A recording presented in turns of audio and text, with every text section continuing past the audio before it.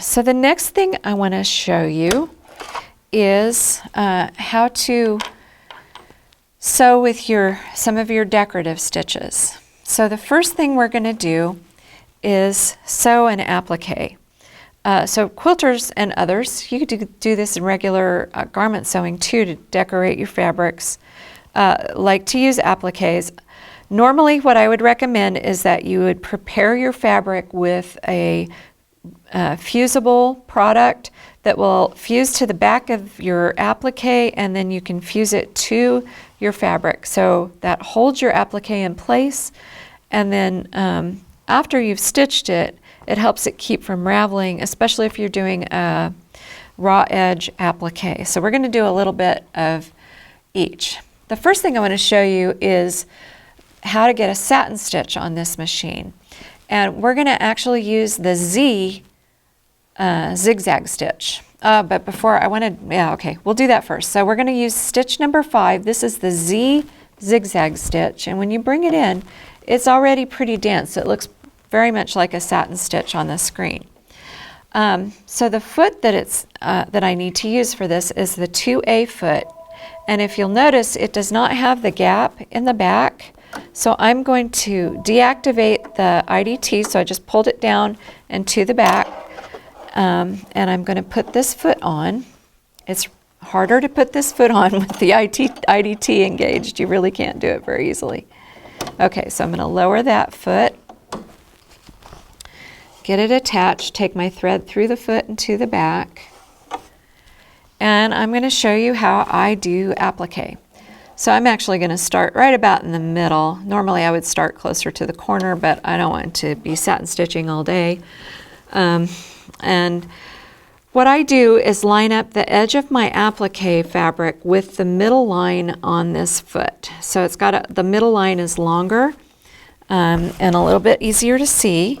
So I'm going to sew all the way until I get to the end of the patch into my applique.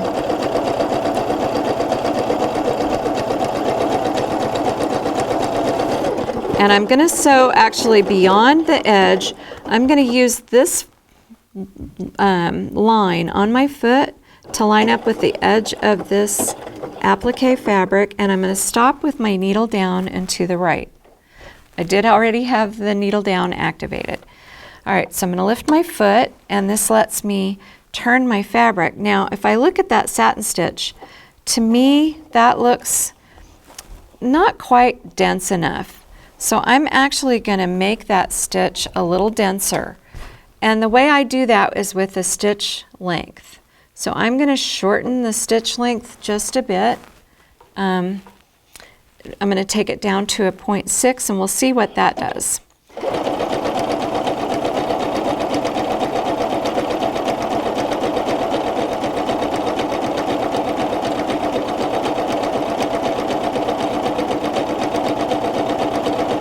Okay, I'm going to stop down right there so that you can see, and that looks a little bit more like how I like to have my satin stitches look.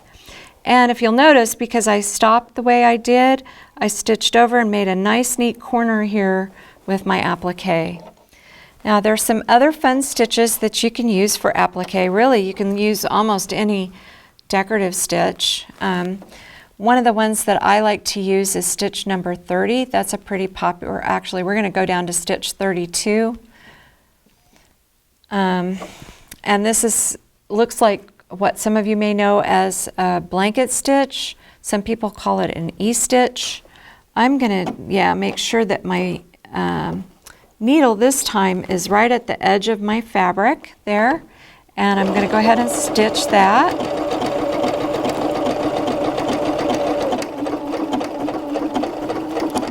And I'm going to slow down so I can make sure I land where I want to. So I'm going to stop with the needle down and to the right, and then I'm going to turn my fabric and press the stitch restart. So it's going to start my stitch over, and I get a nice clean corner there. Okay, so I'm going to stop so that you can see that, and I have a nice neat corner by stopping with the needle down and to the right. Okay, one more stitch to show you. I'm going to choose stitch number 87. And again, I'm going to lift my needle up for this. Stitch number 87. Got my fabric still lined up in the middle. And this is, I call it the ball and chain stitch. It's a really kind of fun stitch to use for applique. It's a little bit different, so you can really have some neat effects with your machine applique by using this. I'm going to make sure my needle is down and to the right, which I think it, whoa, nope, it was not. There we go. Okay, and I'm going to turn, restart my stitch, and start sewing.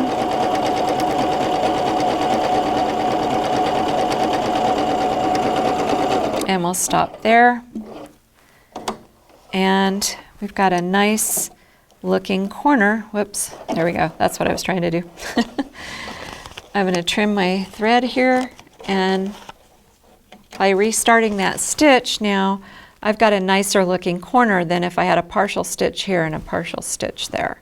So that's just a nice little technique for doing that, for doing applique.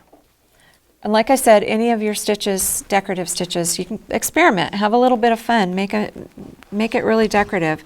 I also have started using decorative stitches instead of straight stitches for stitch in the ditch when I'm quilting. So that's a fun way to do your quilts too.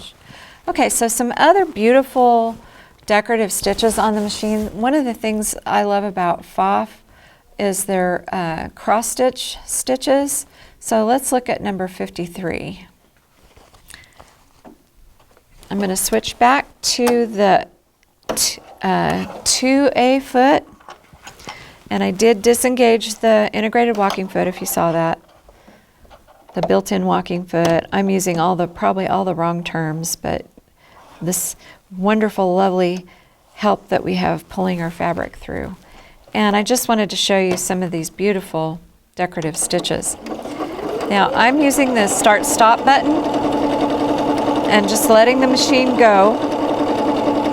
Again, I just guide the fabric. I don't want to force it, especially with some of these bigger decorative stitches. You need to let the machine move the fabric through as it will in order to make the best looking stitch.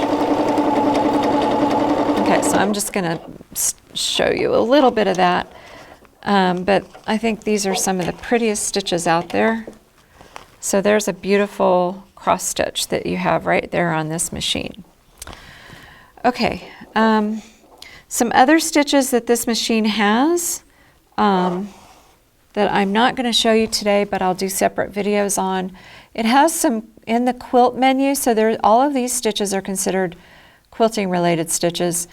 28 through 31 are hand look quilt stitches, and the way you use those, if you want to experiment with this, you will put invisible thread in the top and a lightweight cotton thread or whatever thread you want, but make it a lightweight thread in the bobbin.